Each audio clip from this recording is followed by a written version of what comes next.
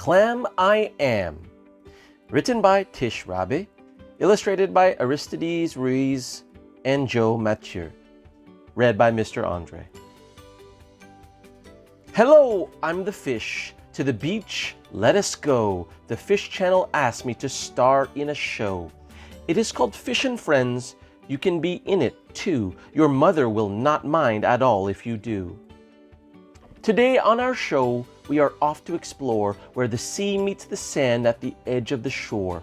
Here, where the waves crash in bubbles of foam, you'll meet lots of creatures who call the beach home.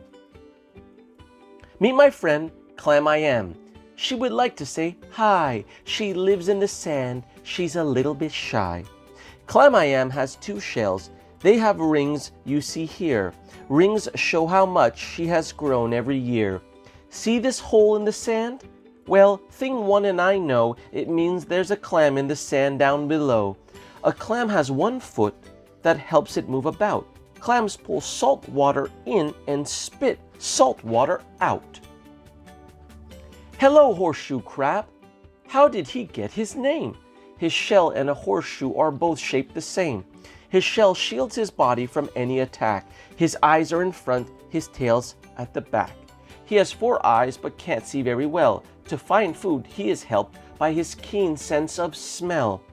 They are not really crabs. Every crab has antennae. Look closely, you'll see horseshoes crabs don't have any. Hermit crabs don't have shells, so they look till they find empty shells on the sand that they have left behind. Then they drag these new shells everywhere that they go. When the shells get too tight, they need more room to grow. So each crab starts to hunt for a new shell to use. There are lots to be found. It is easy to choose.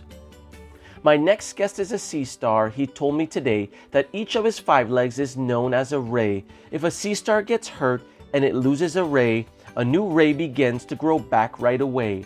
Sea stars are quite slow when they move around. Tiny cups on their feet hold them onto the ground. These creatures are mollusks. Most have a hard shell. Shells protect their soft bodies and do it quite well. Seaweed doesn't have roots. It grabs rocks, then holds tight. Some seaweed grows up where it gets the sun's light. Some seaweed you'll find grows a lot deeper down. Seaweed can be green, purple, red, pink, or brown. When you pick seaweed up, you'll find creatures like these. They're sandhoppers, which are also known as sand fleas. Seagulls fly near the ocean. Their cries fill the air. If you're eating your lunch, they are hoping you'll share. We learned this about seagulls. Would you ever think it? Seawater is salty, but seagulls can drink it. They're not fussy eaters. They think it's a treat if they find some dead fish or some rubbish to eat. Sandpipers run with the waves at low tide. They search with their bills to find worms where they hide. Spend time on the beach and you'll see right away. The ocean has high and low tides every day. Tides are caused by the sun and the moon, and I know their forces pull the oceans and make the tides flow. At low tide, the water pulls back from the shore. At high tide, it is back where it started before. A tide table like this makes it easy to see when today's 2 low tides and 2 high tides will be. If you walk on the beach at low tide, you will find all kinds of sea creatures the tide left behind. See these clear blobs of jelly? Thing 2 and I fear them. Some jellyfish sting, so we do not go near them. Some shells travel miles and miles without breaking. Find a shell in one piece and you know it's worth taking. Find a big shell like this, put it up to your ear. You might be surprised by the sounds that you hear. This tidal pool you will find is a home to creatures who stay here and who never roam. These shells are called barnacles. Watch them right here. When a wave washes over them, threads will appear. These threads are the barnacle's feathery feet. They grab food floating by for this creature to eat. Not far from the shore, sand is blown into dunes. Dunes are home to crabs, birds, rabbits, mice, and raccoons. When we go to the beach, we make sure that we take some old trainers, a pail, a small net, and a rake. We wear our old trainers without any socks, so our feet won't get cut by glass, shells, or rocks. A net lets us scoop things out of the sea. A rake helps us dig in the sand easily. We put what we find in our pail and then, when it is time to go home, set them free once again. The next part of my show I call Go Ask the Fish.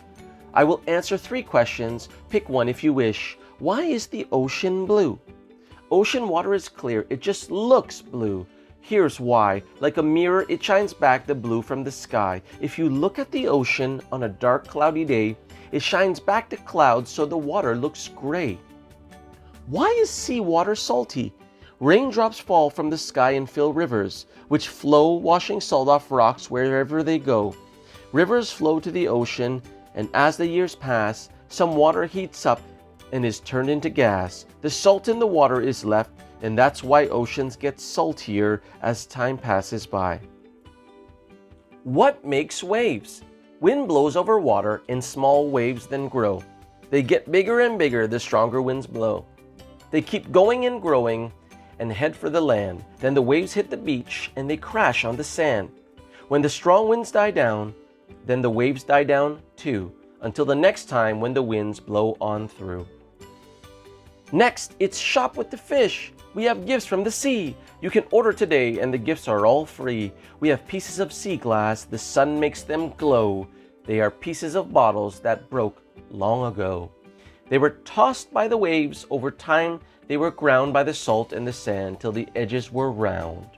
I've got lots of sea glass and most of it's green. This piece is the prettiest I've ever seen.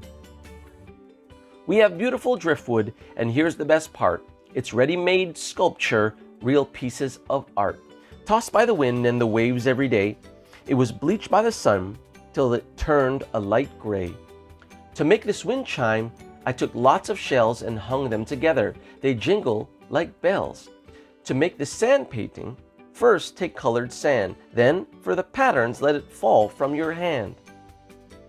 Oh dear, our show's over. We must hit the road. Please join us next time for a new episode.